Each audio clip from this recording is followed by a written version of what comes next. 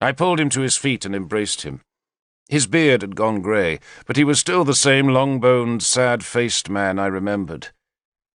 "My soul is in your keeping," I told him, "and I am glad to put it there." "And mine yours, Lord," he said. "Minak!" I recognized another of my old comrades. "Am I forgiven?" "Was there anything to forgive, Lord?" he asked, embarrassed at the question. "There was nothing to forgive," I promised him. "No oath was broken. I swear it." Minak stepped forward and embraced me. All along the shield wall other such quarrels were being resolved. "How have you been?" I asked Griffith. "Fighting hard, Lord, mostly against Cerdic Saxons. Today will be easy compared with those bastards. Except for one thing." He hesitated. "Well?" I prompted him. "Will she give us back our souls, Lord?" Griffith asked, glancing at Nimue.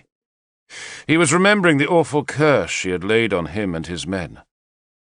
"Of course she will," I said, and summoned Nimue, who touched Griffith's forehead, and the foreheads of all the other surviving men who had threatened my life on that distant day in Lyndinis.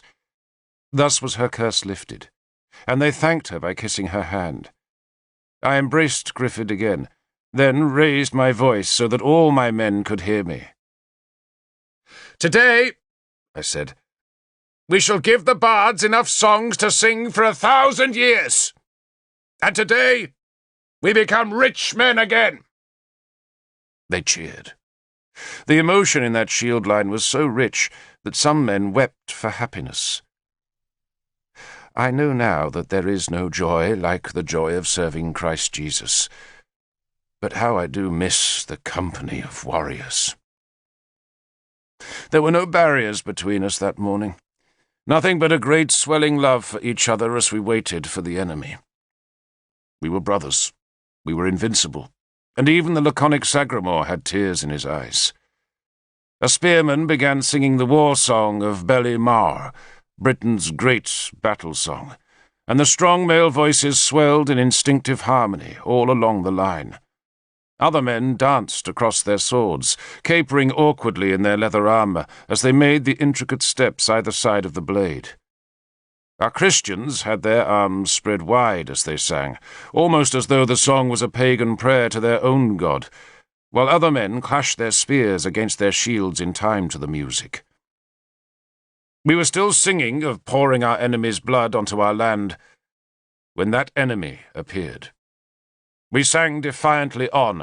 A spearband after spearband came into view and spread across the far fields beneath kingly banners that showed bright in the day's cloudy gloom. And on we sang, a great torrent of song to defy the army of Gorfithid, the army of the father of the woman I was convinced I loved. That was why I was fighting.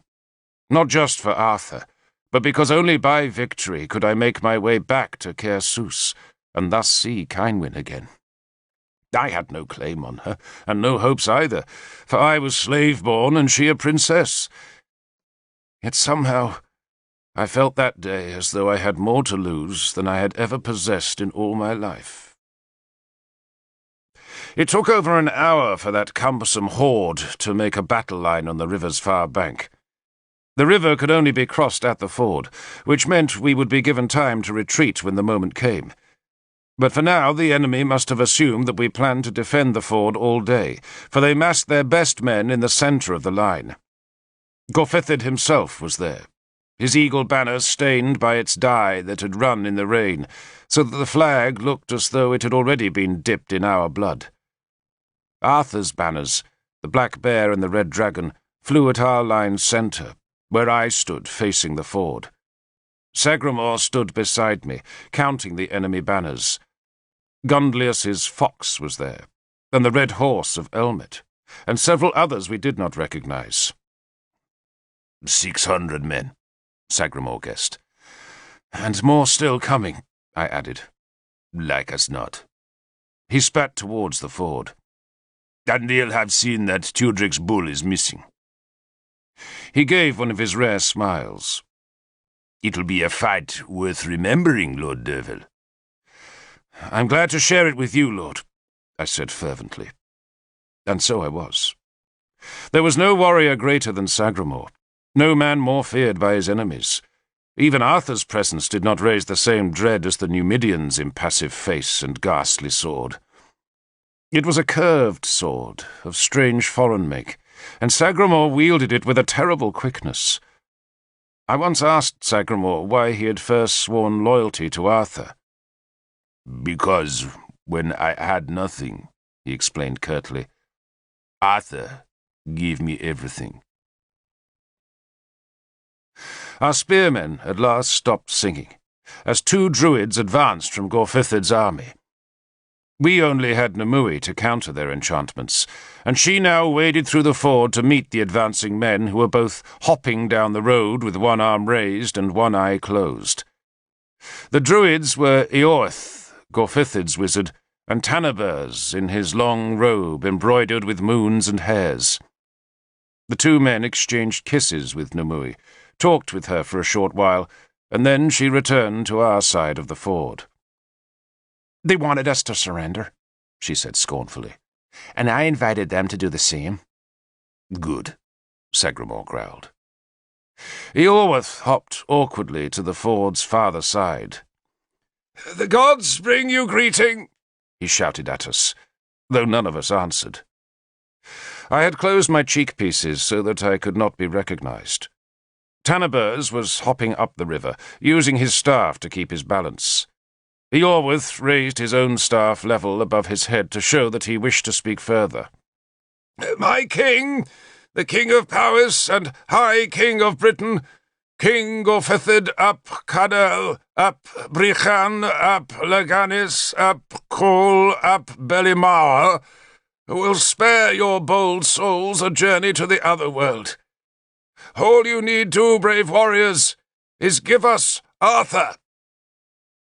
He levelled the staff at me, and Nimue immediately hissed a protective prayer and tossed 2 handfuls of soil into the air. I said nothing, and silence was my refusal. Eorwith whirled the staff and spat 3 times towards us. Then he began hopping down the river's bank to add his curses to Tanaber's spells. King Gorfithid, accompanied by his son Kinoglas and his ally Gundlius, had ridden halfway to the river to watch their druids working. And work they did. They cursed our lives by the day and our souls by night. They gave our blood to the worms, our flesh to the beasts, and our bones to agony. They cursed our women, our children, our fields, and our livestock. Nimue countered the charms, but still our men shivered. The Christians called out that there was nothing to fear, but even they were making the sign of the cross as the curses flew across the river on wings of darkness. The druids cursed for a whole hour and left us shaking. Nimue walked the shield line, touching spearheads and assuring men that the curses had not worked. But our men were nervous of the gods' anger as the enemy spear line at last advanced. "Shields up!" Sagramor shouted harshly. "Spears up!" The enemy halted 50 paces from the river, while 1 man alone advanced on foot. It was Valerian, the chief whom we had driven from the vale in the dawn, and who now advanced to the ford's northern edge with shield and spear. He had suffered defeat in the dawn, and his pride had forced him to this moment when he could retrieve his reputation. "Arthur!" he shouted at me. "You married a whore!" "Keep silent, Derva," Sagramor warned me. "A whore!" Valerian shouted. "She was used when she came to me. You want the list of her lovers?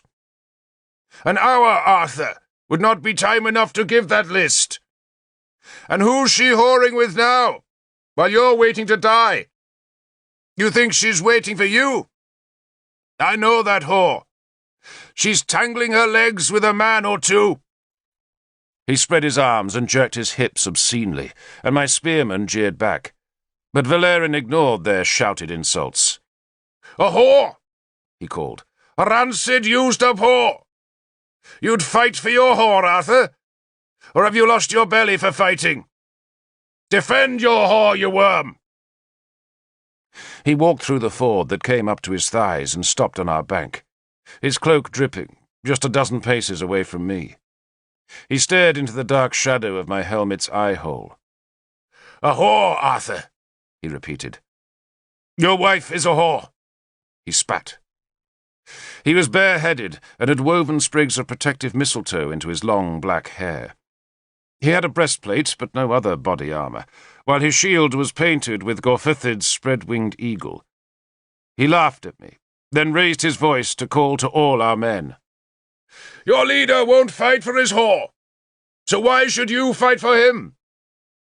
Sagramor growled at me to ignore the taunts, but Valerin's defiance was unsettling our men, whose souls were already chilled by the druid's curses. I waited for Valerin to call Guinevere a whore one more time, and when he did, I hurled my spear at him. It was a clumsy throw, made awkward by the scale armour's constriction, and the spear tumbled past him to splash into the river. "A whore!" he shouted, and ran at me with his war spear levelled as I scraped Halbane out of her scabbard. I stepped towards him, and had time to take just 2 paces before he thrust the spear at me with a great shout of rage. I dropped to one knee, and raised the polished shield at an angle so that the spear point was deflected over my head. I could see Valerin's feet, and hear his roar of rage as I stabbed Halbane under my shield's edge. I lunged upwards with the blade, feeling it strike just before his charging body struck my shield and drove me down to the ground. He was screaming instead of roaring now, for that sword thrust beneath the shield was a wicked cut that came up from the ground to pierce a man's bowels, and I knew Halbane had plunged deep into Valerin, for I could feel his body's weight pulling the sword blade down as he collapsed onto the shield. I heaved up with all my strength to throw him off the shield, and gave a grunt as I jerked the sword back from his flesh's grip. Blood spilt foul beside his spear that had fallen to the ground, where he now lay bleeding and twitching in awful pain. Even so, he tried to draw his sword as I clambered to my feet and put my boot onto his chest. His face was going yellow. He shuddered, and his eyes were already clouding in death. "Guinevere is a lady," I told him, "and your soul is mine if you deny it."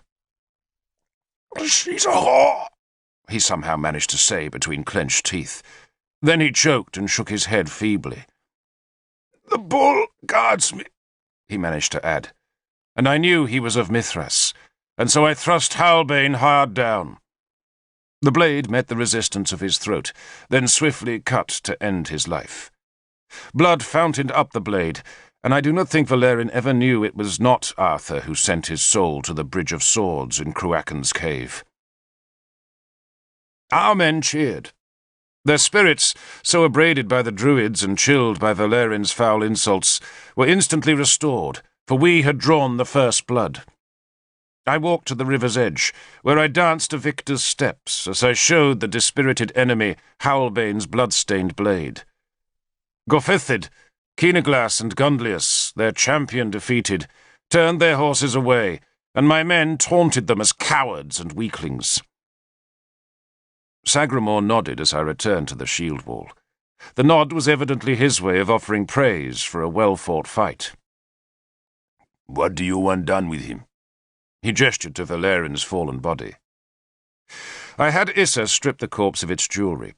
Then 2 other men heaved it into the river, and I prayed that the spirits of the water would carry my brother of Mithras to his reward. Issa brought me Valerin's weapons, his golden torque, 2 brooches and a ring. "Yours, lord," he said, offering me the plunder. He had also retrieved my spear from the river. I took the spear and Valerin's weapons, but nothing else. "The gold is yours, Issa," I said, remembering how he had tried to give me his own torque when we had returned from Innistribes. "Not this, lord," he said, and he showed me Valerin's ring. It was a piece of heavy gold, beautifully made and embossed with the figure of a stag running beneath a crescent moon. It was Guinevere's badge.